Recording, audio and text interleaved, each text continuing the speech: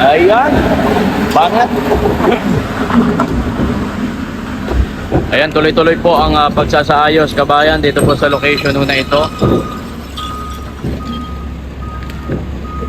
Kita nyo naman, oh. Talaga naman, oh.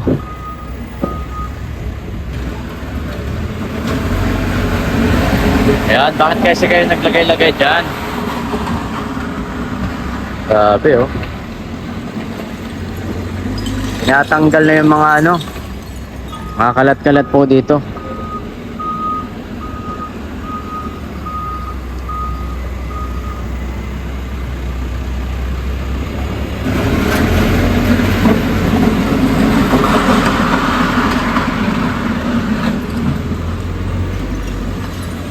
Patuloy po na inaayos, kabayan, itong location na ito. Siguro mga ilang araw na lamang, wala na, bagsak na yan. Makikita na natin na talagang totally down yung location na ito, mga kabayan. Ito, yung mga basura dito, yung mga debris. So totally wala na yan, mga ilang araw pa po.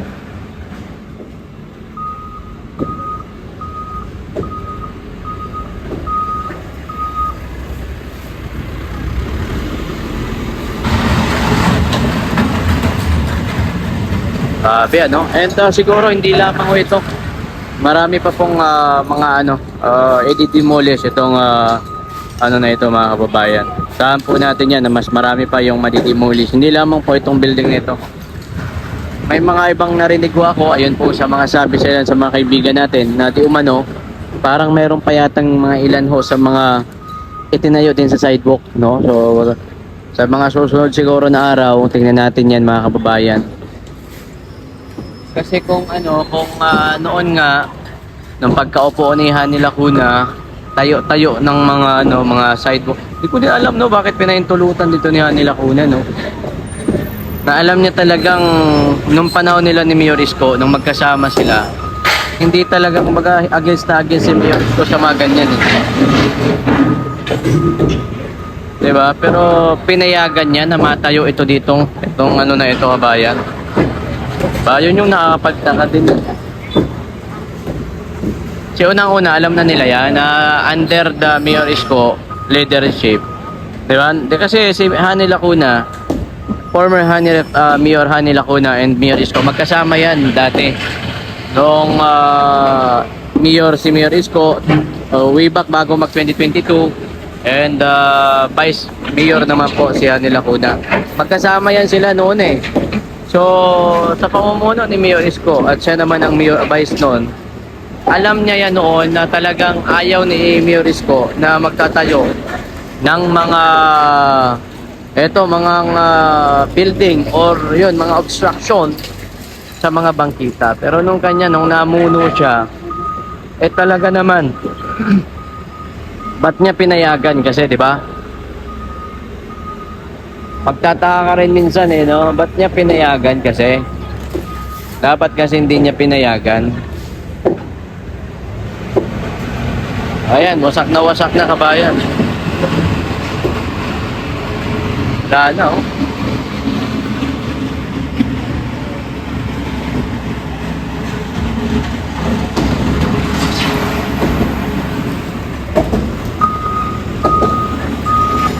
Na, wasak na. Talagang una kong punta dito nung hindi pa ginigibayan, talagang pa.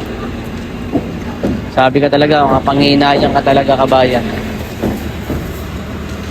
At saka yung ginastos dyan, hindi rin talaga biro. Talagang million talaga yung, kabayan. Sabi mo, bagong gawa, bagong giba. Nakikita nyo, maliwanag na yan dyan sa school. Pagka wala na itong building na yan, liliwanag yung school na yan.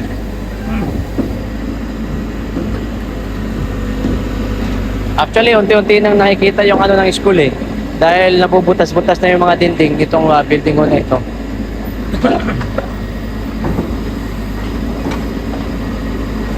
Ayan, kabayan.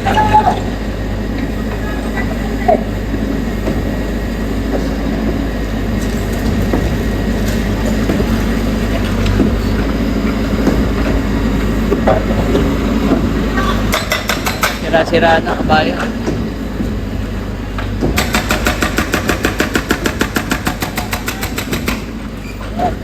wasak na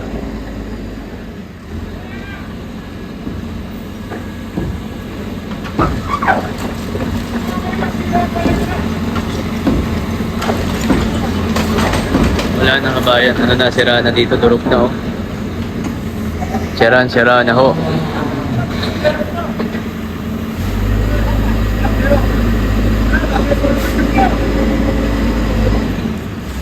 Ay! Nat!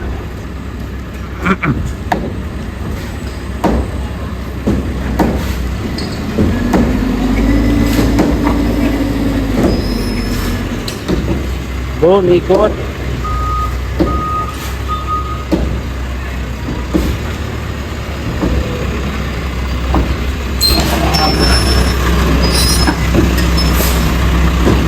Gilid muna kabayan, gilid muna.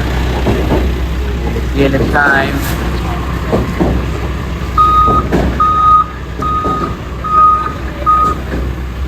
Mamaya na ulit mga kabayan. Mamaya ulit.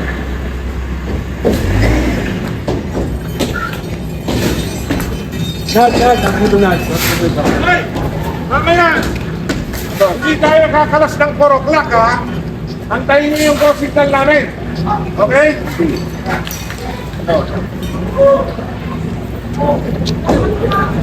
Dahil sira na yan dito kabayan. So mag-ano naman sila. Siguro bukas, di hamak na mas malaki ang ano dyan. Yung maano yan, magiging daan niya. Sigurado yan bukas. Wala, butas-butas na yung luto. Doon, no? Kita na yung ano ng school. Tapos di ba liliwanag yung school pagka wala na yan.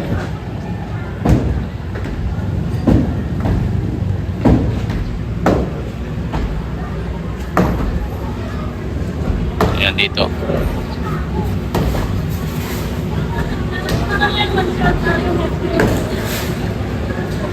So, ganun ka lakas ng tama yung ibang mga mambabatas, no? Sabi mo, magtatayo ka ng building dyan sa sidewalk. Tapos, higit sa lahat, nasa school pa kabayan.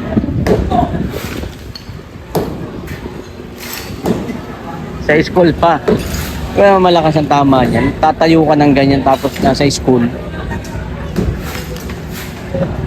Kaya sabi ni Yorme, basta lang may magawa kayo para may mapakita na may ginagawa kayo. Ay! Pati nyo na lang ibabayan! Ayun kabayan, no? Kayan! Makapanin na! Tol ko na yan sa pagkibadyan! Ay!